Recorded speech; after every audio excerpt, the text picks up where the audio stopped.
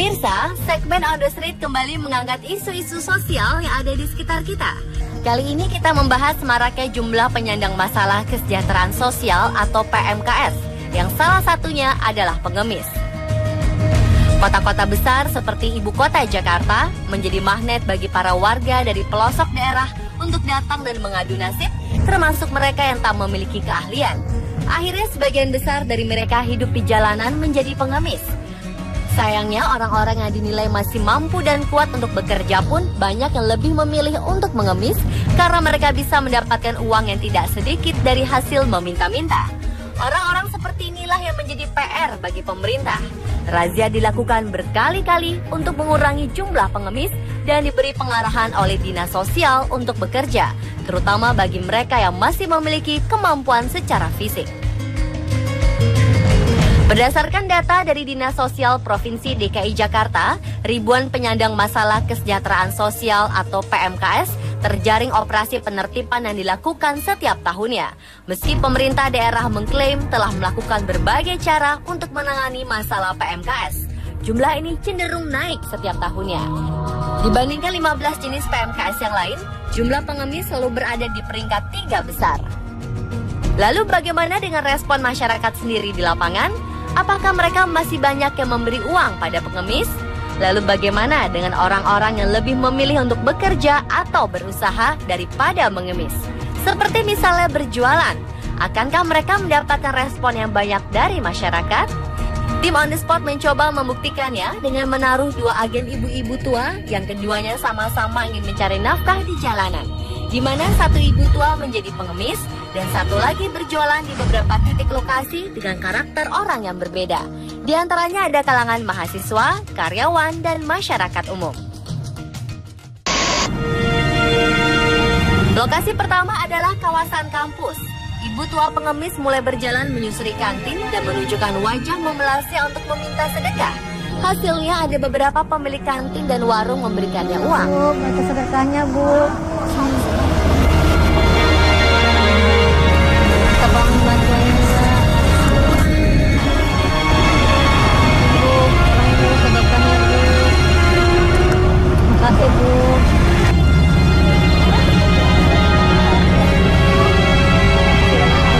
Makasih, Pak. Agen pengemis ini kemudian berjalan menuju area depan kampus, di mana ada beberapa mahasiswa yang sedang berada di tempat fotokopi. Ternyata masih cukup banyak orang-orang yang berbelas kasihan padanya dan memberinya sejumlah uang. Oke, anak sekolah sama. Kasih ya, yang bagus. Mas, bantuan. Mas, tolong bantuannya, Mas. Saat para mahasiswa berjalan kaki keluar kampus, si ibu tua ini kembali mendapatkan empati dari mereka. Hasilnya, sejumlah uang berhasil diraih sang ibu tua pengemis di lokasi ini. Mbak, tolong bantuannya, Mbak, dikit, Mbak. Makasih, Mbak. Lalu bagaimana dengan ibu tua yang melakukan usaha untuk berjualan? Apakah ia mendapatkan perhatian dan empati dari para mahasiswa? Di lokasi yang sama, agen ibu tua yang berjualan tisu dan mulai berjalan menyusuri kantin-kantin di sekitar kampus. Awalnya tidak ada yang peduli dengan si ibu tua. Namun beberapa saat kemudian mulai ada orang-orang yang mau membeli tisu jualannya si ibu tua. Ada yang beli karena memang perlu, tak jarang juga orang yang beli karena kasihan ingin membantu si ibu tua. Beberapa rela membayar lebih dari harga yang ditawarkan si ibu tua.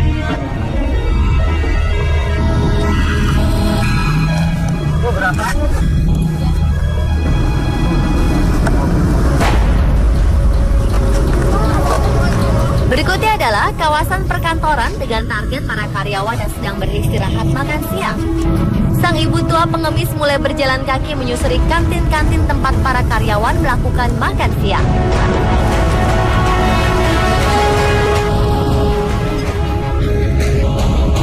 Berbeda dengan kawasan kampus tadi, di sini orang-orang terlihat sangat sibuk dengan kegiatannya masing-masing. Meski demikian, terlihat ada beberapa karyawan kantor yang merasa kasihan dengan wajah memelasang ibu tua pengemis dan memberinya uang.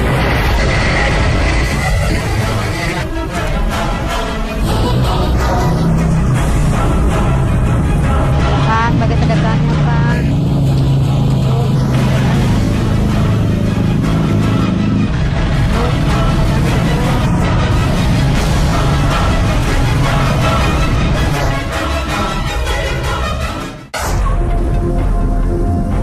Lain halnya dengan si ibu tua penjual tisu.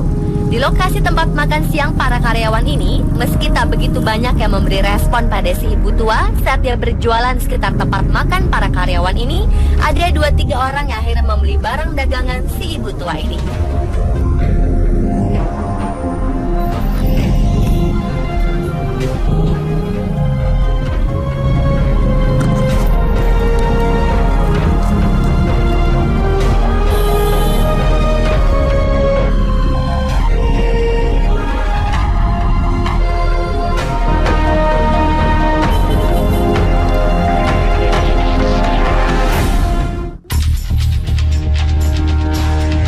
Pindah ke lokasi berikutnya, yaitu di kawasan Masjid Sunda Kelapa, Jakarta.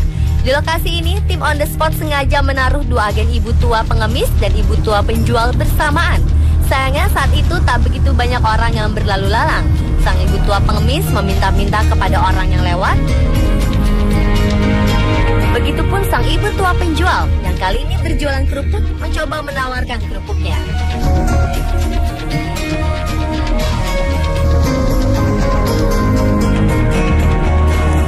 Respon pertama, ada pria yang terlebih dahulu memberi kepada si ibu tua pengemis, lalu ia membeli kerupuk si ibu tua. Sepertinya orang ini sengaja ingin membantu si ibu tua karena ia muncul dari arah tempat makan. 10.000, Pak. Sama aja. Namun setelah itu, tak banyak orang yang memberi respon kepada keduanya. Hingga datang seorang wanita dari arah masjid memberi si ibu tua pengemis uang dan juga membeli kerupuk yang dijual si ibu tua. Kerupuk, Pak. Kerupuk. Enggak apa-apa, Bu. Seperti Bu aja. Terima kasih ya, Nek ya. Alhamdulillah, terima kasih banyak. Kerupuknya, Bu. Kerupuk, Dek. Kerupuk, Dek.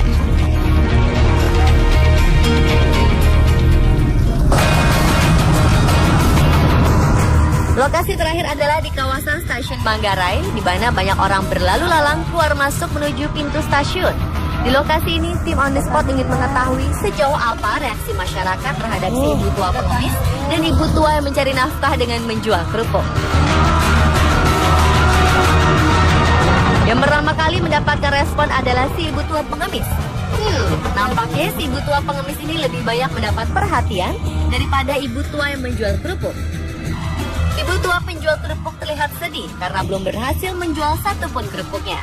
Rupanya salah satu tukang ojek di sekitar lokasi melihat kesedihan muka si ibu tua. Ia menghampirinya dan menanyakan kenapa ibu tua ini mesti berjualan sendiri. Kerupuk enak kerupuknya. Ini kan setoran nenek. Dari pabrik nenek nyetok setoran. Wow. Nih. Oh, enggak. 15 buah. Makasih banyak ya, Neng ya. Yuk. Sedekahnya dong.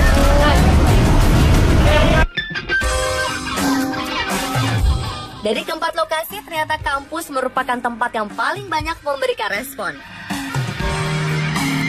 Para mahasiswa banyak yang merasa terbuka hatinya, baik pada si ibu tua penjual tisu maupun si ibu tua pengemis. Di lokasi perkantoran tempat makan siang, jumlah orang yang merespon tidak sebanyak di kawasan kampus.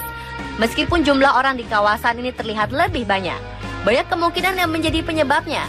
Bisa jadi ini karena mereka adalah orang-orang sibuk yang tidak memiliki banyak waktu untuk melihat hal-hal kecil di sekitarnya. Atau ada juga yang lebih memilih untuk tidak membiasakan diri memberi pada orang-orang yang mengemis. Di lokasi masjid, kedua ibu tua ini mendapatkan respon yang seimbang dari orang yang berempati pada mereka.